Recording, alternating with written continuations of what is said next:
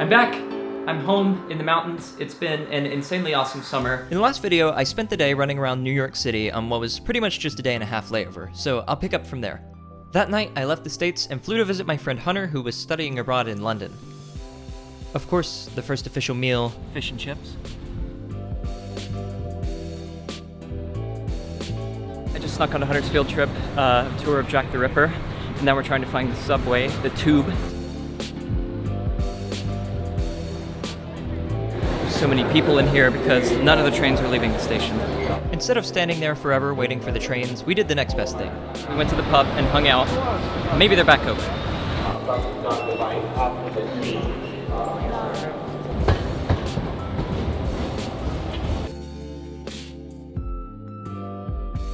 The train was too full for anybody else to get on, so we're gonna wait for the next one.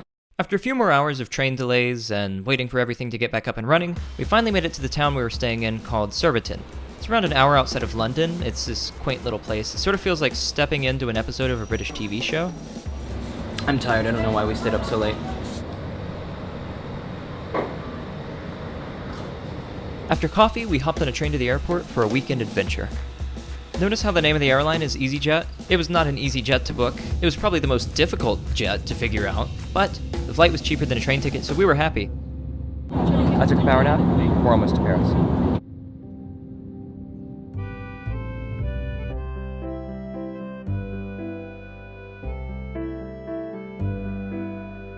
We made it to Paris. We're completely exhausted. We didn't sleep a whole lot last night. This is actually our first time in France and first time in continental Europe, so this is gonna be cool. We're trying to figure out how the French subway works. It's not obvious at all. The hard part about using the subway is that everything was in French, and we couldn't really figure out how to work the machines, and all the directions pointed to specific neighborhoods. But once we figured out the geography, things started to make sense. The roads kind of go off in a billion different directions, so getting around without an actual GPS is a little bit difficult, but it's happening.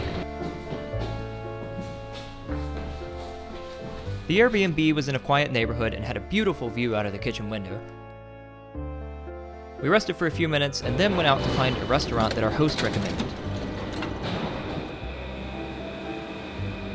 This place is supposed to have a lot of simple but traditional French food. Pasta.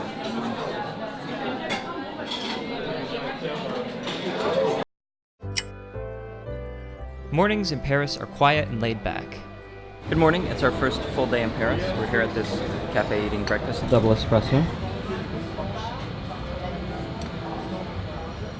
Yes. Nobody else is eating, everybody is just has their coffee and their cigarettes. We walked around the city for a few hours and eventually ended up at the Louvre. It's the largest art museum in the world and holds a painting you may have heard of. It's called the Mona Lisa. I couldn't believe how many people were in that room. It was complete chaos. People were crowding all the way up to the fence, and every now and then a security guard had to come over and just open the rope so people could get out. The rest of the Louvre is a work of art in itself and was a lot of fun to walk through. But we only had so much time left, so we headed to the next spot. I don't think I've ever seen that many people in a museum. So today is actually Bastille Day, and tomorrow is the World Cup finals, so between all of that, security around here has been amped up a lot. They pretty much have the entire area around the Eiffel Tower locked down, so we have to go through checkpoints to get through here. But hopefully, we're gonna be on our way over to the Eiffel Tower.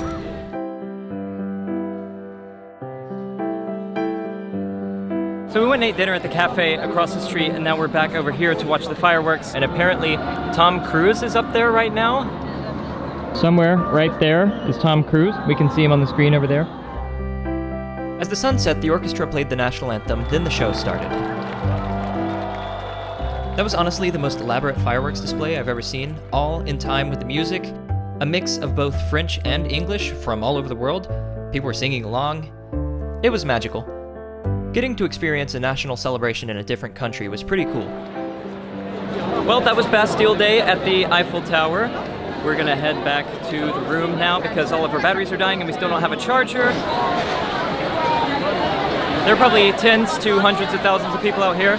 It's gonna take us a little while to get back to the Airbnb. Tomorrow, we're headed back to London.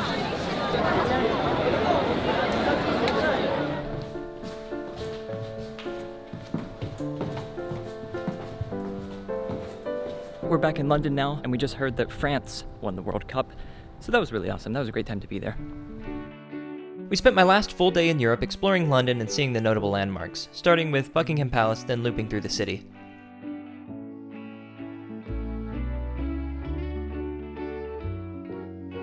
We stopped for lunch at the Borough Market, where I had the most amazing mushroom risotto, then found a tower that gave us incredible views of the city.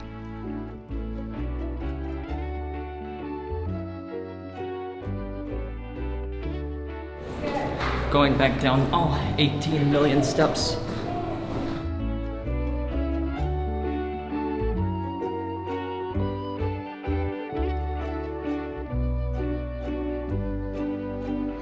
We ended my time in London by seeing the musical 42nd Street. Speaking of 42nd Street, my mom's birthday was that week, so I told her to meet me in New York and showed her around the city for a few days. After that, I flew home, spent a day packing, and then hopped on my next flight.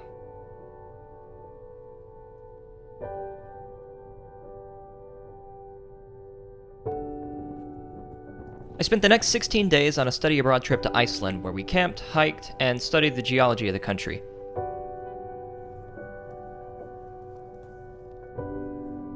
There were more waterfalls than I'd seen probably in the rest of my life combined, all of which were just ridiculously epic.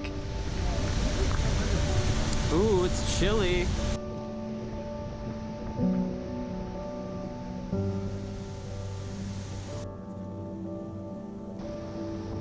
We camped somewhere new almost every night of the trip, and in total, I think I hiked around 120 miles. By the last day, I could barely walk, but it was so worth it to see and experience all of the amazing things in Iceland.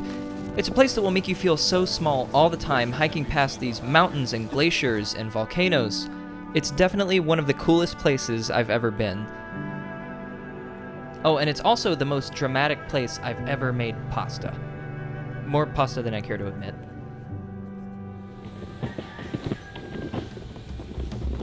My steed! I've missed you. Taboon!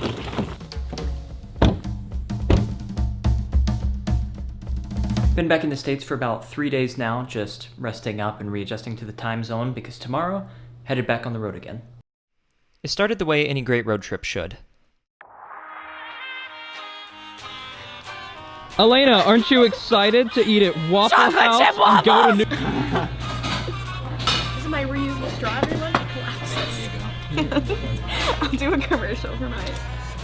I thought it was portable chopsticks the first time I saw it. 9 hours, 600 miles. I've never actually driven in Manhattan until now, and fortunately, it's rush hour.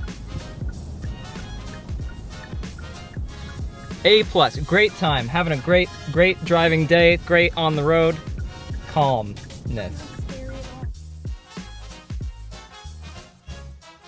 This is why people in New York don't have cars, they take... That's a beef. honey store. Oh look, a honey store. Just gonna slide on through here. Sir, that is not the right way to drive down the street.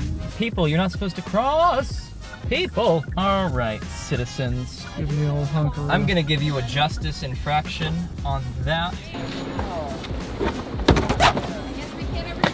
We're in New York.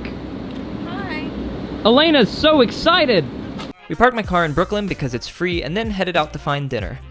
A while back, I bought a book on how to make fresh pasta, and the authors actually own a restaurant here in Brooklyn, so we're gonna go get a taste from the source. That's where they grow the pasta, is at this restaurant. Pick it right off the tree.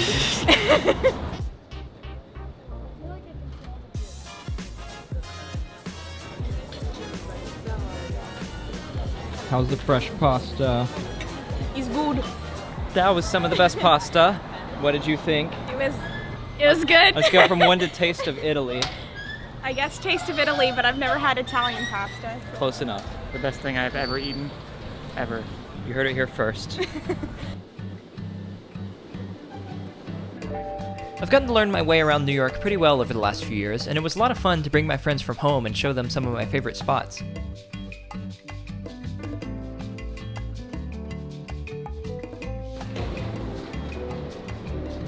Sunrise Adventure. The Brooklyn Bridge is one of the best spots to watch the sunrise, and if you're ever in the city, I highly recommend it because you get this obscenely beautiful orange glow that interacts really nicely with all the buildings in Manhattan. It's also the best time to beat the crowds.